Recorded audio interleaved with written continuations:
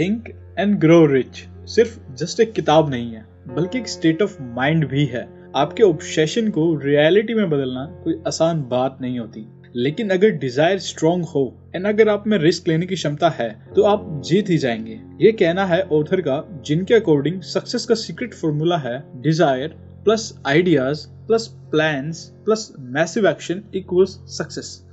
यह video 5 take away summary है think and grow rich की, जो कि नेपोलियन हिल ने ऑथर की है। हर इंसान का अपना एक एम है। किसी को एक बेटर जॉब चाहिए तो किसी को अपने कैरियर में सक्सेस, कई एक बेहतर जिंदगी चाहते हैं तो कोई किसी बिजनेस लीडर जो उन्हें इंस्पायर करता हो उसके लिए काम करना। जो भी हो, ऑथर कहते हैं कि स्टार्ट हमेशा इंसान को अपने गोल को क्वेश्चन करने से ही चाहिए and change the mindset from what if I fail to I will succeed.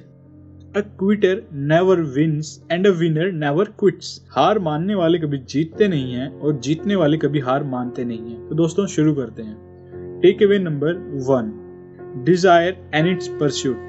एक बार एक जवान लड़के ने सोक्रेट से पूछा कि सक्सेस का सीक्रेट क्या है। सोक्रेट ने उस लड़के को अगले ही दिन नदी किनारे मिलने को कहा। अगले ही दिन वह दोनों मिले एंड सोक्रेट ने उससे उसके साथ नदी के अंदर चलने को कहा। जब चलते चलते पानी गर्दन तक आ गया, तब सोक्रेट ने उस लड़के को अचानक से पकड़कर नदी में डुबाना शुरू कर दिया। वह लड़का झटपटाने लगा एंड उसे तब छोड़ा जब वह मरने ही वाला था। लड़के ने बाहर निकलते ही राहत की लंबी सांस ली। सोक्रेट ने उससे पूछा कि तुम जब झटपटा रहे थे तब तुम्हें क्या चाहिए था? लड़के ने उत्तर दिया, हवा। सोक्रेट बोले, यही सीक्रेट है सक्सेस का। जब हमें हमारे जीवन में सक्सेस इस तरीके से चाहिए होती है मानो जैसे हमारी जिंदगी ही इस पर निर्भर करती हो, देन हम डेफिनेटली सक्सीड कर जाते हैं। और इसका कोई सीक्रेट नहीं, क्योंकि A burning desire is a starting point of all accomplishments। हर उपलब्धि का प्रारंभ बिंदु डिजायर ही होता है। जैसे कोई सामान्य आग ज्यादा हीट पैदा नहीं करती, उसी तरीके से एक वीक डिजायर कभी कोई ग्रेट रिजल्ट नहीं प्रोड्यूस करता। इसलिए एक स्ट्रॉन्ग डिजायर होना काफी जरूरी हो जाता है। अब डिजायर तो रखें, लेकिन वो ईगो ड्रिवन हो तो ये भी सही नहीं। इसके लिए हमें अपने माइंडसेट को ग्रोथ माइंडसेट में चेंज करना होगा। और वह कैसे करें? तो अगर आप एक स्टूडेंट हो तो आप बेहतर सीखने पे फोकस कर सकते हो। अगर आप जॉब करते हो तो ये मत सोचो कि मुझे इस जॉब से क्या मिला या ये सिर्फ बस एक नौकरी है, परंतु ये सोचो कि इस जॉब पर मैं वैल्यू कैसे ऐड कर सकता हूँ। अगर आप आगे बढ़कर सबको लीड करना चाहते हैं तो ये सोचो कि एक बेटर फॉलोअर कैसे बन सकता हूँ, क्योंकि जब आप किसी एग्जिस्टिंग लीडर से सीखते हो तभी एक फॉलोअर से आउटस्टैंडिंग लीडर बन पाते हो। पैसे के सपने देखते हो तो एम क्या है, कितना कमाना चाहते हो, उसके लिए करना क्या पड़ेगा एंड कब तक, ये सब लिख कर रखो, इस पर रिसर्च करो एंड शुरू करो बस। एंड इसे रिपीट करो डेली जब तक आप सक्सेसफुल नहीं हो जाते। दूसरों को भी उनके टारगेट में अचीव करने में मदद करो, क्योंकि मान लो एक कंपनी है और आप उसमें काम करते हो। जब आप ओनर को उसके टारगेट अचीव करने में हेल्प करते हो तब आप अपने लिए एक वैल्यू ऐड करवाते हो, जो इनडायरेक्टली आपको अपने कैरियर में प्रोग्रेस करवाती है।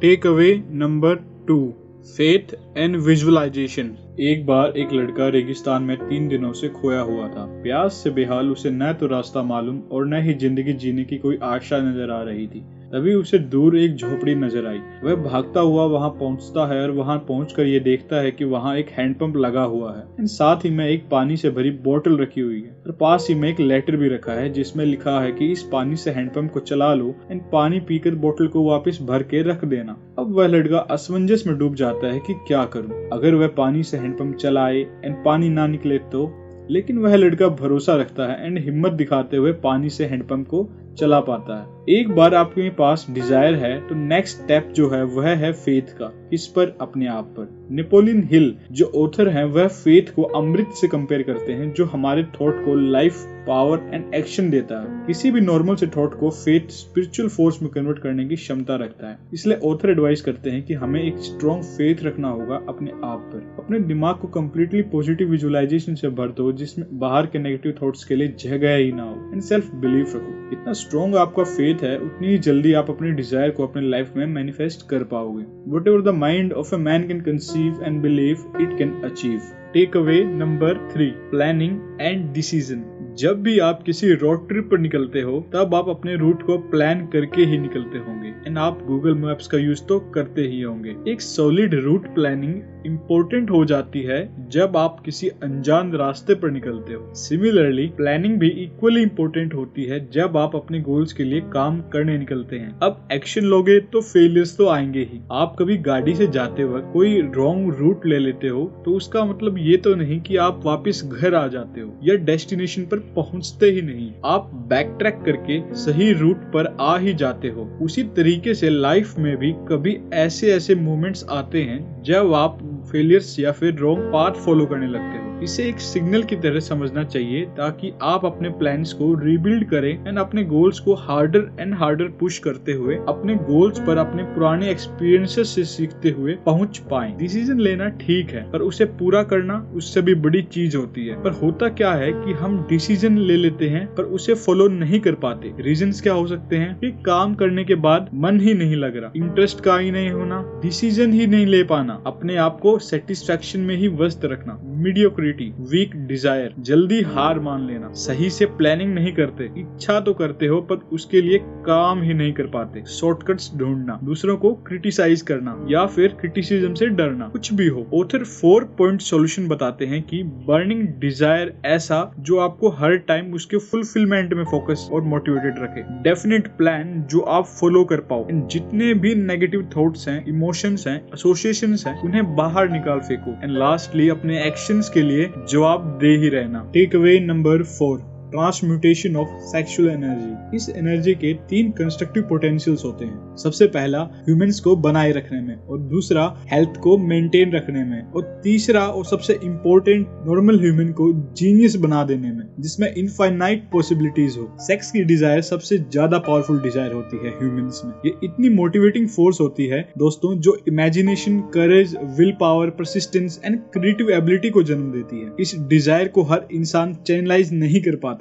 लेकिन अगर कर पाए तो ये पावर एक creative and productive force for success and other possibilities बन सकती है। बस चाहिए कि इंसान अपने स्ट्रॉन्ग विल पावर को एक्सरसाइज करे एंड सेल्फ कंट्रोल लाए, and similar to the concept of ब्रह्मचर्य।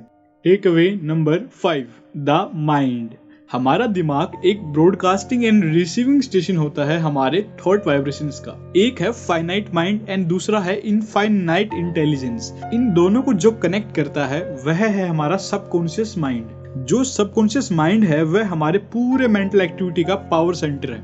बॉडी एंड ब्रेन में जो भी होता है उस पर पूरा का पूरा कंट्रोल सबकॉन्शियस माइंड का होता है। यह सबकॉन्शियस माइंड हमारे आइडियाज, प्लान्स, ड्रीम्स, डिजायर्स को ट्रांसफॉर्म करके एक मटेरियल फॉर्म देता है। अगर इस सबकॉन्शियस माइंड का यूज हम अपने डिजायर्स को मैनिफेस्ट करने में लगाएं तो हम हर थॉट जो सोचते हैं वह अचीव भी कर सकते हैं। एंड इसके लिए हमें हमारे डिजायर्स को सबकॉन्शियस माइंड में प्लांट करना होगा। एंड वह कैसे करें तो ऑथर बताते हैं कि अगर आप अपने सबकॉन्शियस माइंड पर कंट्रोल लाना चाहते हैं तो एक हैबिट बनाओ, एक छोटी सी हैबिट, एंड ये 7 मेजर पॉजिटिव इमोशंस को अपने लाइफ में जितना ज्यादा से ज्यादा हो सके इंक्लूड करो। Desire, faith, love, sex, enthusiasm, romance and hope, and 7 major destructive emotions से बचो। fear, jealousy, hatred, revenge, greed, superstition and anger। And में होगा ये कि आपके पॉजिटिव इमोशंस आपके माइंड को कंट्रोल करेंगे एंड आप अपने डिजायर्स को मैनिफेस्ट भी कर पाएंगे। यही थी 5 टेक अवे समरी